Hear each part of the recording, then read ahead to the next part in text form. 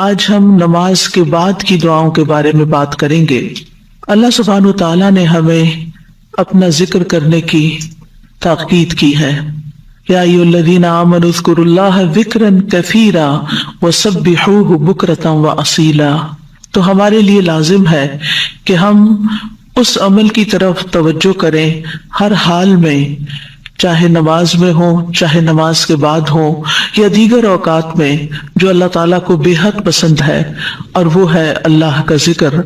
اور قرآن مجید کے بیشتر مقامات پر اللہ سبحانہ وتعالیٰ نے اس کی تاکید کی ہے۔ ارشاد باری تعالیٰ ہے سورۃ قاف میں، بس آپ صبر کیجئے اس پر جو وہ کہتے ہیں، یعنی آپ کے مخالفین، اور سورج کے طلوع اور غروب ہونے سے قبل اپنے رب کی حمد کے ساتھ تسبیح کیجئے، اور رات کے اوقات میں اور سجدوں کے بعد بھی اس کی تسبیح کیجئے، یعنی نماز کے بعد بھی اللہ تعالیٰ کی تسبیح بیان کیجئے۔ یہاں پر جو خطاب ہے وہ نبی صلی اللہ علیہ وسلم سے ہے، فاصبر علی ما یقولون، یعنی آپ کے دشمن یہ مشرکین آپ کے خلاف جو باتیں کرتے ہیں، ان کی باتوں پر آپ صبر کیجئے۔ جو آپ کو جھٹلا رہے ہیں، جو آپ کو دھمکیاں دے رہے ہیں، جو آپ کے خلاف سازشیں کر رہے ہیں، اس کا جواب آپ صبر کے ساتھ دیجئے، اور اس کے برعکس آپ اپنا تعلق اللہ تعالیٰ سے زیادہ مضبوط کر لیجئے۔ یعنی کتنی خوبصورت تعلیم ہے ہمارے دین کی کہ جب لوگ مخالفت کریں تو بجائے اس کے کہ ان سے الجھنا شروع کر دیں اور ان کی باتوں کا جواب دینے لگے اور خود کو ڈیفینڈ کرنا شروع کر دیں، کرنے کا کام کیا ہے کہ ہم اللہ کی طرف توجہ کریں، رغبت کریں، دعا کریں، اللہ کی تسبیح بیان کریں، اس کی حمد بیان کریں۔ اسی لیے آگے فرمایا وَسَبِّحْ بِحَمْدِ رَبِّكَ، اور اپنے رب کی حمد کے ساتھ اس کی تسبیح بیان کریں، یعنی اللہ سبحانہ وتعالیٰ کو ان باتوں سے پاک قرار دیں جو باتیں یہ مشرکین اللہ سبحانہ وتعالیٰ سے منسوب کرتے ہیں، اور اس کے ساتھ ساتھ اللہ سبحانہ وتعالیٰ کی شان بلند کریں، اس کی تعریف بیان کریں، اس کی ایسی صفات بیان کریں جو اس کے شایان شان ہیں، اور یہ نفی اور اثبات دونوں مل کر اللہ کے کمال کو ثابت کرتے ہیں۔ اور یہاں تسبیح سے مراد یا تو ظاہری تسبیح ہے، یعنی اللہ تعالیٰ کی پاکی بیان کرنا، یا پھر اس سے مراد نماز ہے، یعنی جب لوگوں کی باتیں تکلیف دے تو آپ اللہ سے نماز کے ذریعے مدد مانگے، فاستعینوا بالصبر والصلاۃ۔ اور پھر قبل طلوع الشمس سے مراد فجر کی نماز جو سورج طلوع ہونے سے پہلے ہوتی ہے، اور قبل الغروب سے مراد ظہر اور عصر کی نمازیں ہیں۔ وَمِنَ اللَّيْلِ فَسَبِّحْهُ، اس سے مراد رات کی نماز یعنی عشاء اور تہجد کی نماز ہے، اور مغرب بھی رات کا ہی ایک حصہ ہو جاتا ہے کیونکہ سورج غروب ہو چکا ہوتا ہے۔ یعنی ان تمام احوال میں اللہ تعالیٰ کی تسبیح بیان کرے، اور تسبیح سے مراد یعنی سورج کے طلوع ہونے اور غروب ہونے سے پہلے جو تسبیحات ہمیں بتائی گئی ہیں وہ پڑھیں، اور اگر اس سے مراد نماز ہے تو پھر اس سے مراد نماز میں اللہ کا ذکر، اور اس کے علاوہ وَأَدْبَارَ السُّجُودِ، اور سجدوں کے بعد بھی۔ ایک معنی اس کا یہ ہے کہ نماز کے بعد کی تسبیحات کا اہتمام کیا جائے۔ بہت سے لوگوں کو دیکھا گیا وہ نماز پڑھتے بس اٹھ جاتے ہیں، تسبیح نہیں کرتے، جبکہ یہاں اللہ سبحانہ وتعالیٰ خاص طور پر حکم دے رہے ہیں کہ نماز کے بعد تسبیح بیٹھ کر کرنی چاہیے، یہ نماز کے بعد کا ذکر ہے۔ مجاہد ابن عباس سے روایت کرتے ہیں کہ اللہ تعالیٰ نے آپ صلی اللہ علیہ وسلم کو تمام نمازوں کے بعد تسبیح پڑھنے کا حکم دیا ہے، اور وہ اس آیت کی تشریح کر رہے تھے وَإِدْبَارَ السُّجُودِ کی۔ مجاہد کہتے ہیں اس سے مراد فرض نماز کے بعد تسبیح کرنا ہے۔ تو یہ نوٹ کر لیجئے کہ ساری نماز مکمل کرنے کے بعد نہیں، بلکہ فرض نماز پڑھنے کے بعد تسبیح کریں۔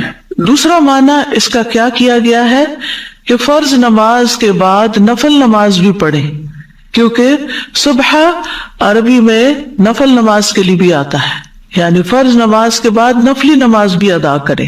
اور تیسرا معنی اس کا کیا گیا ہے کہ مغرب کی نماز کے بعد 2 رکعت بھی پڑھیں، یعنی ان کو بھی تسبیح کا نام دیا گیا ہے۔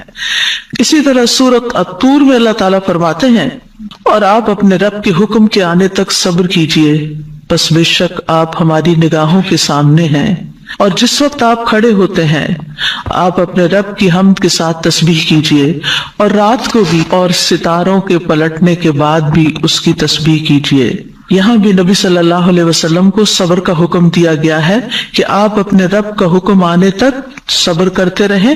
فَإِنَّكَ بِأَعْيُنِنَا، آپ ہماری نگاہوں کے سامنے ہیں، آپ ہماری توجہ میں ہیں، ہماری نظروں میں ہیں، ہمارے علم میں ہیں، آپ ہماری حفاظت میں ہیں۔ یعنی عربی کے محاورے کے مطابق کوئی نگاہوں میں ہو کا مطلب یہ کہ ہم اس کی نگرانی کر رہے ہیں، حفاظت کر رہے ہیں، جسے موسیٰ علیہ السلام کے بارے میں اللہ تعالیٰ نے فرمایا وَلِتُسْنَ عَلَىٰ عَيْنِي، تاکہ آپ کی پرورش میری آنکھوں کے سامنے کی جائے، یعنی میری حفاظت اور حراست کے ساتھ۔ اور وَسَبِّحْ بِحَمْدِ رَبِّكَ حِينَ تَقُومُ، اس کا معنی ہے کہ جب آپ مجلس سے اٹھیں تو تسبیح کریں، جب نیند سے اٹھیں تو تسبیح کریں، جب نماز کے لیے اٹھے تو تسبیح کریں، اور نماز میں بھی تسبیح کریں۔ اور اسی طرح تسبیح کے دو اور معنی بھی کیے گئے ہیں کہ رکوع اور سجدوں میں تسبیح کریں، اور پھر دعائے استفتاح میں تسبیح کریں، سبحانک اللہم و بحمدک، یہاں بھی تسبیح ہے۔ تو آپ دیکھ رہے ہیں کہ ہم دن میں کتنی بار اللہ سبحانہ و تعالیٰ کی تسبیح بیان کرتے ہیں۔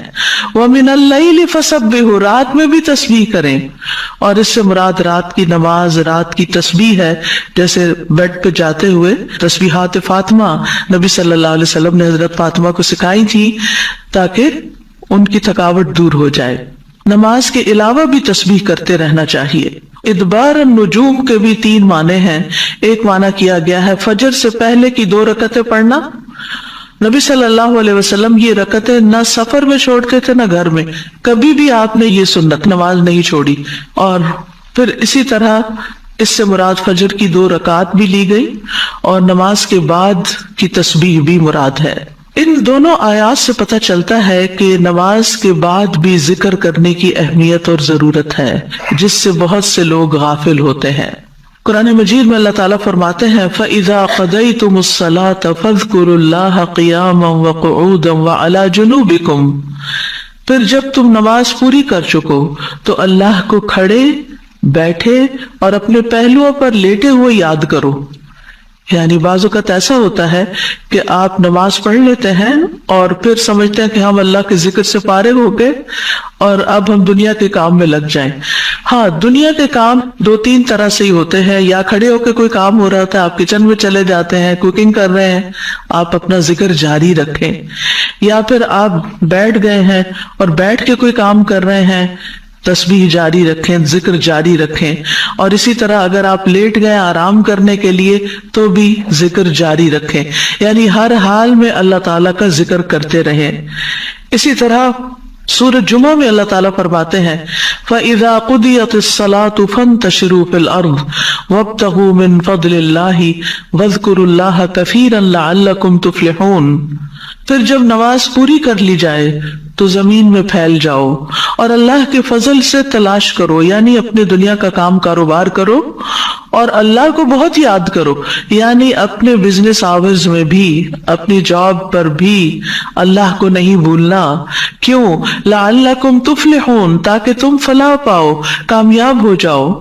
اسی طرح اللہ سبحانہ وتعالیٰ رمضان کے روزے مکمل کرنے کے بعد کس چیز کا حکم دیتے ہیں؟ وَلِتُكْمِلُوا الْعِدَّةَ وَلِتُكَبِّرُوا اللَّهَ عَلَى مَا هَدَاكُمْ وَلَعَلَّكُمْ تَشْكُرُونَ، اور تاکہ تم تعداد پوری کرو، اور تاکہ تم اللہ کی بڑائی بیان کرو، تکبیرات بڑھو، اور اس پر کہ اس نے تم کو ہدایت بخشی، اور تاکہ تم شکر ادا کرو۔ اسی طرح حج کے مناسک ادا کرنے کے بعد بھی ذکر کا حکم ہے فَإِذَا قَضَيْتُم مَّنَاسِكَكُمْ فَاذْكُرُوا اللَّهَ كَذِكْرِكُمْ آبَاءَكُمْ أَوْ أَشَدَّ ذِكْرًا، پھر جب تم اپنے حج کے مناسک پورے کر چکو تو اللہ کو یاد کرو جس طرح اپنے باپ دادا کو یاد کیا کرتے تھے، بلکہ اس سے بھی زیادہ یاد کرنا۔ یعنی باپ دادا کو یاد کرنے، ماں باپ کو یاد کرنے سے بھی زیادہ اللہ کا ذکر کیا کرو، اللہ سبحانہ تعالیٰ کو زیادہ یاد کیا کرو، کیونکہ انسانوں کی یاد انسانوں کو دکھی کرتی ہے، لیکن اللہ کی یاد دلوں کے اطمینان کا باعث بنتی ہے، دلوں کے اندر سکون کا باعث بنتی ہے۔ الا بذکر اللہ تطمئن القلوب، خبردار اللہ کے ذکر سے دلوں کو اطمینان نصیب ہوتا ہے۔ تو آپ نے دیکھا کہ تمام عبادات کے بعد ذکر کا حکم ہے، تسبیح کا حکم ہے، تکبیر کا حکم ہے۔ اسی طرح نماز کے بعد خاص طور پر، یعنی نماز پڑھتے ہی اٹھ نہیں جانا چاہیے، بلکہ وہاں بیٹھ کر بھی اللہ کا ذکر کرنا چاہیے۔